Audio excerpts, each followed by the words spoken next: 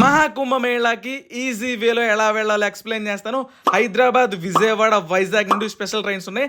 AC కోచ్లో ticket book చేసుకుని ప్రయాగ్రాజ్ వరకు వెళ్ళాలి. ప్రయాగ్రాజ్ స్టేషన్ నుండి అరెలీ ఘాట్ ఉంటుంది.